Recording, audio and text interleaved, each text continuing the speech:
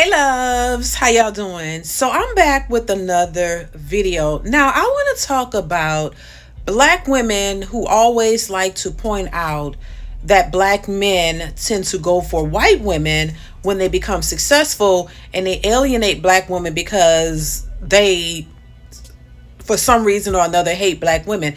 I just want to say I don't believe that black men hate black women. I think black men are just tired. They want something more. They want to establish relationships with women who want to be with them, women who know how to be in a relationship, women who are cooperative, women who have the same values, the same core values, and the same goals as they do. And I think while there are a lot of black women who have those goals and know how to cooperate with men, usually those black women are already taken. They're already married. But for the women who are left out here single, a lot of these women have been indoctrinated into the idea that they're the prize and a man should somehow worship them and just treat them like a princess. And, a lot of these men don't want those types of women. On top of that, a lot of our women, unfortunately, were not raised to be wives. That is the main problem, in my opinion, of how we were raised. Most of us were raised in single mother households. A lot of us were raised to be independent women, that you really didn't need a man to not depend on a man. That you should go out, go to college, get your degrees, and focus on you and be able to take care of yourself. And there's nothing wrong with that, but that's created a narrative that is not conducive to wifely material and becoming wives for a husband.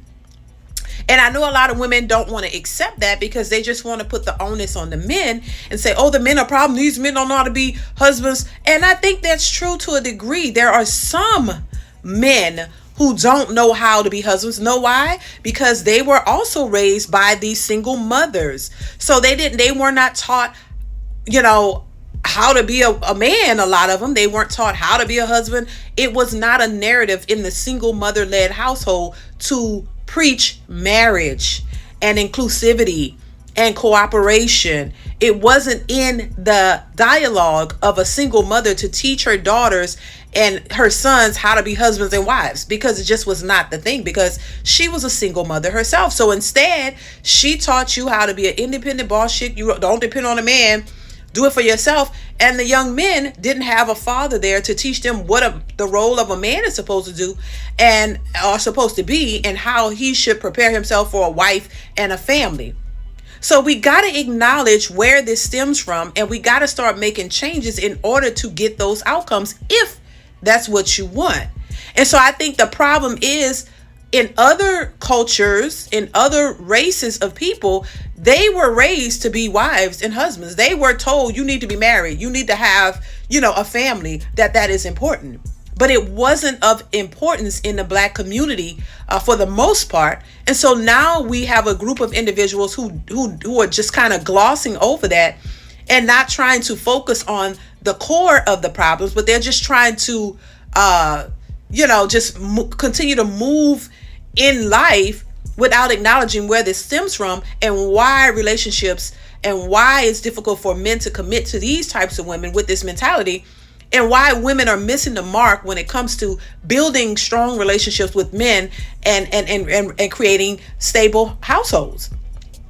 So we got to acknowledge the root of the problem. You can't just gloss over that and want a solution without acknowledging the root and trying to figure out how to navigate that. You got to get to the source of the problem. And the source of the problem is, unfortunately, in the black community, we were not raised to be wives.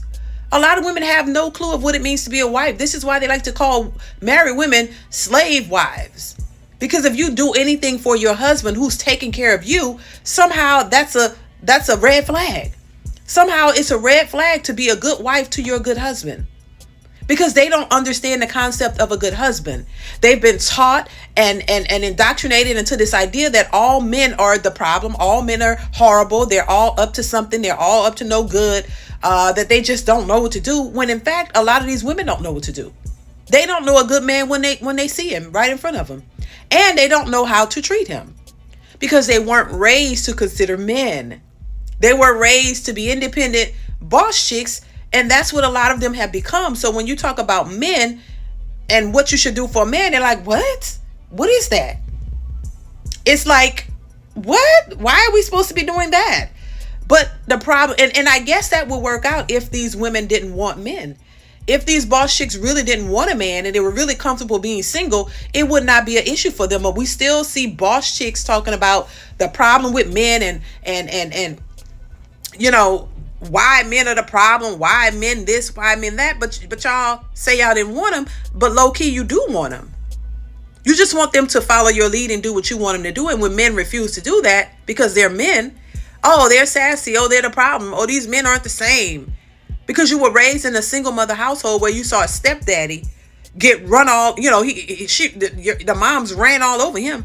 He didn't have a say in the household. He didn't open his mouth. He didn't say nothing. She led that household. She made his decisions. He was just there. And this is what they've become accustomed to. They become accustomed to a man just shutting up, doing what she says, paying the bills, not opening his mouth, not having a word to say, not really leading the household. This is what they've seen growing up, and this is what they think this generation of men should do as well. And these men are not falling for it. So I think once again, before we start just pushing the blame onto everybody else, you got to go to the root of the problem. You got to look at where this stems from and look at the consequences associated with it. And we have a bunch of women out here who did what they were told by their mothers, grandmothers, the women in their families. And now it's not really working out for the ones who are looking for stable relationships and marriages, because men want something more. They don't want independent women who want to be in a relationship with a man. And then you have the highest expectations for this man, but you have no clue whatsoever what you should be offering to that man in return. And you can't walk around and think that, oh, he don't supposed to look for anything. He shouldn't want anything. He should just accept you and settle for you because you're a woman and you have a vagina.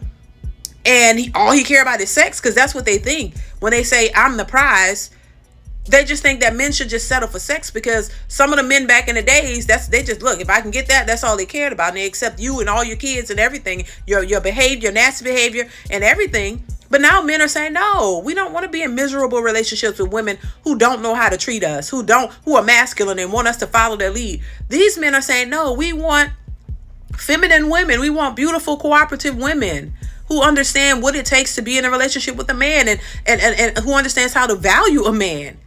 If you have all these expectations for these types of men, if you want these men who make all this money and these men who treat you very well, then you should understand what it is you should bring to the table as the woman in that situation. You shouldn't just sit back and think that you don't have to do anything. That wouldn't be fair, you know? And so I think, first of all, you got to understand what a relationship is. It consists of two people working together to build something, not one person doing all the work and the other one just sit back, just taking and taking and everything. And with the idea of that she's the prize and she deserves everything. And he deserves nothing, but you expect the world from him, and you don't have not one clue of how to give him what he really wants, and both of you be happy in a situation, because his happy wife, happy life is a ridiculous way to think. It shouldn't be happy wife, happy life. It should be both parties are happy and content in a relationship because you are both getting what you want out of it. The days are over of women expecting everything from a man and not caring about him or giving anything to him. You can't possibly think that you want a man who's making all this money and you want this soft girl life and this man to do everything for you and you just sit back and just do nothing. Oh, well, I don't have to do a thing because I deserve this. No, that's not how that works. And this is why those relationships do not work out. This is why people are single, having a hard time building solid, stable relationships, because for the most part, a lot of these women are selfish. They have this entitled nature, and men are just not falling for it. So we all got to do better. There are men out there that need to do better just as well as the women. You have to understand a relationship takes two. And if you're not working together, baby, you're not building anything. So that's my thoughts on that.